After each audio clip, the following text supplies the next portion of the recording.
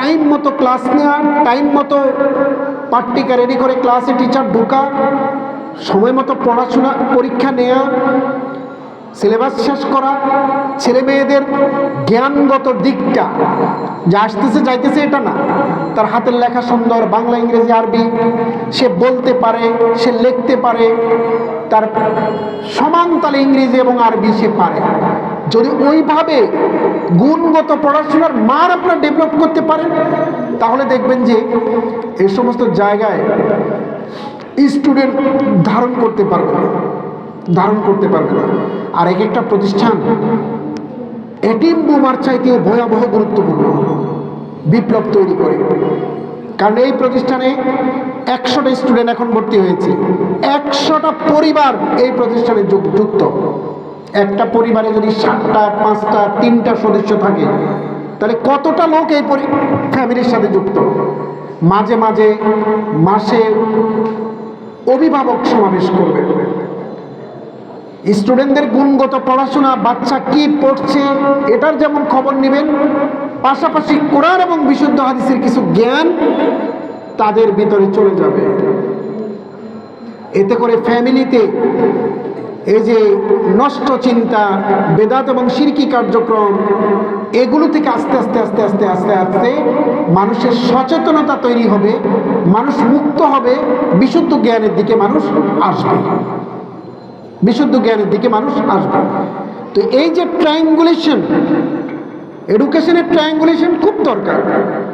Triangulation মানে অভিভাবক, student, teacher. Student কি পড়ছে, টিচার তাকে পড়াবে, অভিভাবক দেখবে, অভিভাবক পড়ানো নিয়ে টিচার এবং যারা কর্তৃপক্ষ আছে তাদের সাথে শেয়ারিং করবে। এই শেয়ারিং করাটা ইজি অ্যাক্সেস দিতে হবে, ইজি অ্যাক্সেস, কথা শুনতে হবে, পরামর্শ বক্স থাকবে, প্রয়োজনে পরামর্শ লিখে তারা দিবে। আপনি সপ্তাহে 15 দিনে ওই পরামর্শগুলো আপনি পড়বেন, পড়ে নতুন সিদ্ধান্ত, নতুন চিন্তা, নতুনত্ব আপনার কার্যক্রমে আপনি নিয়ে আসবেন। এবং ধীরে ধীরে ধীরে ধীরে, আর একটা লোককে সমস্ত কিছুর জ্ঞান থাকতে হবে ব্যাপারটা তেমন না। এক একটা ফিল্ডে এক একটা লোক জ্ঞানী আছে।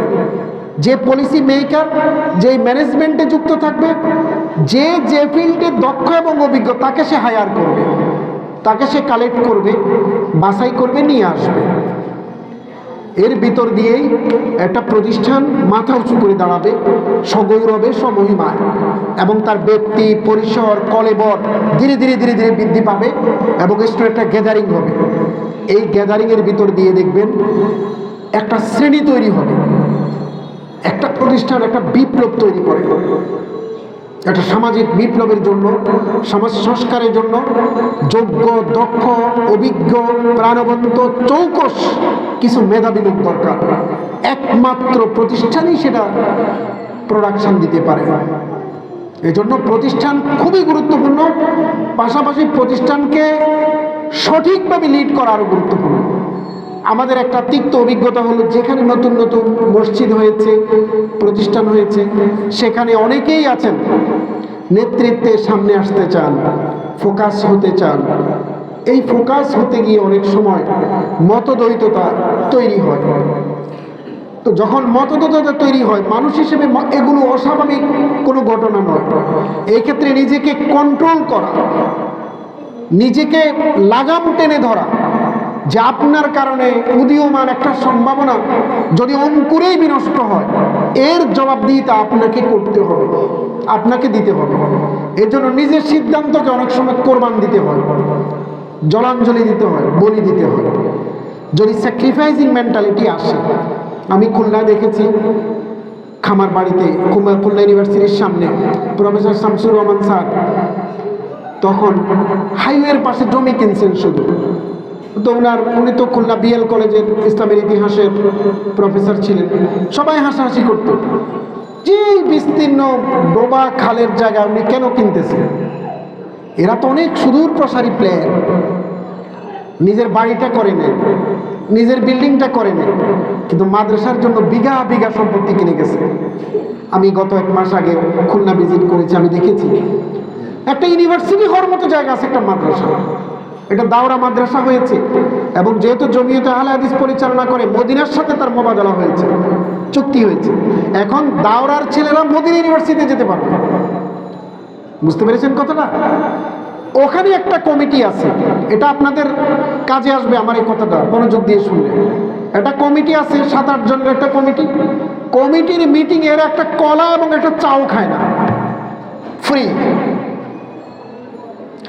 শিক্ষকদের মাদ্রাসা পরিচালনা, বেতন নির্ধারণ, এভরিথিং এ কমিটি কোনো হস্তক্ষেপ করে না, প্রিন্সিপালের দায়িত্ব দিয়ে দিয়েছে।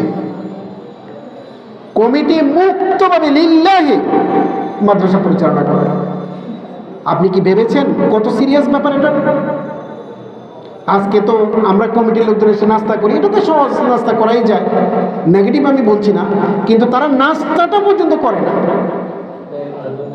পার্সোনাল কোনো থিঙ্কিং তারা ওটার ভিতরে পুশ করে না, পিওর রাখতে চাইছে, এই জন্য জেগে গেছে। আপনি যখন কোনো কিছু করবেন আল্লাহকে সন্তুষ্ট করার জন্য, তখন তার অবয়ব, তার দৃশ্যপট, তার অ্যাক্টিভিটিস প্যাটার্নটা একভাবে বিকশিত হবে।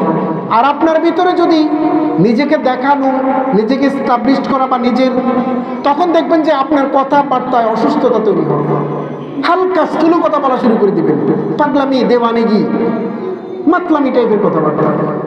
বুঝেন না কথাটা? তো এই জন্য ইবাদত বন্দেগী প্রাণ শক্তি হলো আল্লাহর সন্তুষ্টি অর্জন।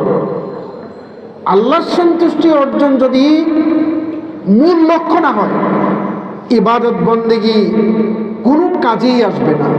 আপনি যত অ্যাক্টিভিটিস দেখাবেন, এটা হয়তো রিয়া হবে, দেখানোর জন্য, সুমায়াত হবে, শোনানোর জন্য, এটাও ছোট শিরিক, এটাও শিরিক। এই যে অন্যের সুনামের প্রতি আপনার যে কাতরতা, আপনার যে লালায়িত ভাব, অন্যের প্রশংসা করুক, ভেতর থেকে অনুরণিত চেতনায় আপনার মনের যে ব্যঞ্জনা, এটাও এক ধরনের শিরক। তো এই জন্য এমন একটা নগরে এই প্রতিষ্ঠানগুলো আজকে বিকাশ সাধন হচ্ছে, যে নগরের এই প্রতিষ্ঠানগুলো প্রতিষ্ঠা এবং তার বিকাশ অনিবার্য, অতি প্রয়োজনীয়, অতি গুরুত্বপূর্ণ।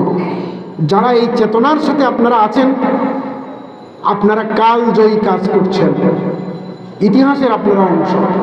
এমন একটা সময় আসবে, শুকর আলহামদুলিল্লাহ, আজকে বাংলাদেশে অনেক মানুষই বেদাত এবং শিরক সম্পর্কে, প্রত্যেক ঘরানার মানুষই বেদাত এবং শিরক সম্পর্কে একটা ধারণা তৈরি হয়েছে।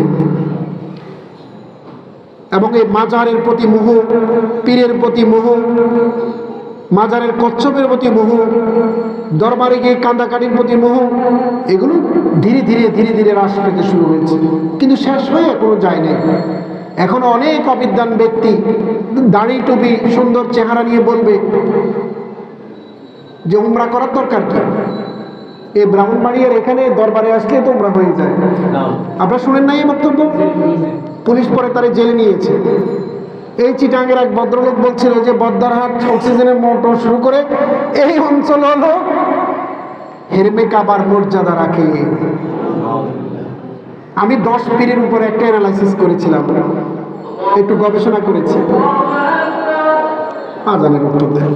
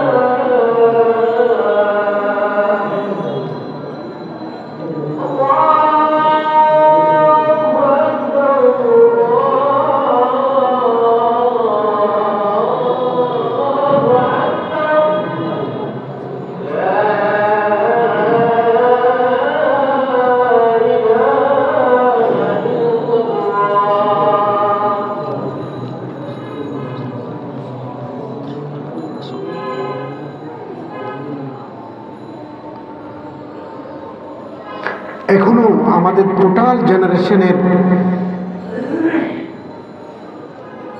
90% মানুষ শিরক এবং বেদাত সম্পর্কে সঠিক ধারণা রাখে না। জেনারেশনের 99% মানুষ কোরআন অর্থ সহ পড়ে না এবং কোরআনকে জীবনের একমাত্র আল্লাহর গ্রন্থ, এটা অনুযায়ী আমাদেরকে চলতে হবে, রাসূলের তরিকাকে প্রায়োরিটি দিতে হবে, এটা বুঝে না। আপনি বাজারে যান, আলু দাম দেখেন, আলুটা পচা কিনা ঠিক দেখেন। আপনি পটল কিনবেন, পটলটা দেখেন। টিভি দেখেন, মাছ কিনবেন, জাস্টিফাই করেন আরো 2-3টা দোকান। মেয়ে বিয়ে দিবেন, ছেলেটার খোঁজ খবর নেন। ব্যবসা করবেন, ব্যবসার ফিজিবিলিটি স্টাডি করেন। বৈষয়িক জীবনে প্রত্যেকটা কাজ, জমি কিনবেন, আরএস দেখেন, বিএস দেখেন, সিএস দেখেন, মিউটেশন দেখেন, সর্বশেষ খাজনা দিছি কিনা সেটাও দেখেন। এবং এটা শত্রু সম্পত্তি আইন দলিল শত্রু সম্পত্তি কিনা, আগে অন্য কারো কাছে বিক্রি হয়েছে কিনা, নিজে কাগজ না বুঝলে ভূমি অফিসের টাকা দিয়ে কালিক করা। কিন্তু যে ঈমান, যে আমল, যে আকীদা, এগুলো পিওর করা আমার নৈতিক দায়িত্ব। এ বিষয়ে আমাদের কোনো পড়াশোনা নাই, এ বিষয়ে আমাদের কোনো তৎপরতা নাই, এ বিষয়ে আমাদের কোনো সময় দেওয়ার নাই। আমরা ইসলাম বলতে, ইসলাম ধর্ম বলতে বুঝি দাঁড়িয়ে টুপি রাখা, জুমার নামাজ পড়া, কোরবানি দেওয়া, খাতনা করা, এই 1-2টা ব্যাপার। কিন্তু এটা যে একটা রেভলিউশন, চেতনাগত রেভলিউশন, এটা যে একটা বুদ্ধিভিত্তিক আন্দোলন, এটা যে একটা সংগ্রামী জীবনযাপন, এটা যে আল্লাহকে নিয়ে, আল্লাহকে ঘিরে, আল্লাহকে সন্তুষ্ট করার জন্য পারলৌকিক জীবনকে সুন্দরভাবে এনশিওর করার জন্য লাইফ লং প্রসেস, কষ্টের, ত্যাগের, এটা যে পৃথক একটা দিন ধারণা, বিশ্বাস, এটা আমাদের মাথায় কাজ করে না। ফলে এই গতকাল যেমন গেছে আজকেও তেমন যাচ্ছে, শৈশবে কিশোরে যেমন গেছে যুবক বৃদ্ধ বয়সেও তেমন যাচ্ছে, বাপ যেভাবে গেছে সন্তানও সেভাবে যাচ্ছে। বৈষয়িক সব ঠিক আছে, কিন্তু ইসলামের ব্যাপারে আমরা কোনো জ্ঞানই রাখি না। তো আল্লাহর মেহেরবানি যে আল্লাহ আপনাদেরকে বিভিন্ন কর্নার থেকে, পরিবেশ, পরিবার, বিভিন্ন জায়গা থেকে আপনাদেরকে কোরআন এবং বিশুদ্ধ হাদিসের উপর আমল করার সিদ্ধান্ত নেয়ার যে তৌফিক দিয়েছে, এটা আল্লাহর একটা মেহেরবানি এবং দয়া।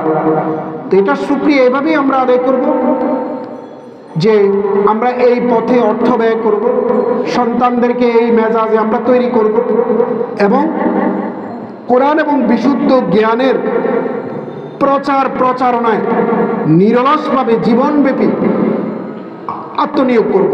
তাহলে আল্লাহ রাব্বুল আলামিন তার উপর আমাদের কৃতজ্ঞতার প্রকাশ হবে। আমরা কৃতজ্ঞ হিসেবে আল্লাহ রাব্বুল আলামিনের দরবারে দাঁড়াতে পারব। তিনি যে আমাদেরকে মেহেরবানি করেছেন, দয়া করেছেন, আমাদেরকে দ্বীনের সঠিক সমঝ গ্রহণের সুযোগ দিয়েছেন, এই যে আল্লাহ মেহেরবানি করেছে, এটা শুকরিয়া আদায় হবে তখন যদি এই পথে আমরা অর্থ দিই, পরিশ্রম দিই, পরামর্শ দিই। এই পথ এবং এই পথের যাত্রী, সহযাত্রী যারা যারা মসজিদ করেছে, মারকাজ করেছে, এগুলোতে আমরা বেশি পরিমাণ আত্মনিয়োগ করব। আল্লাহ রাব্বুল আলামিন আমাদের সবাইকে তৌফিক দান করুক, বলেন আমিন। এই বলেই আমার বক্তব্য এখানে শেষ করছি। আল্লাহ রাব্বুল আলামিন আপনাদের সবাইকে ভালো রাখুন, সুন্দর এবং সুস্থ রাখুন। ওয়া মা তাওফিক ইল্লা বিল্লাহ।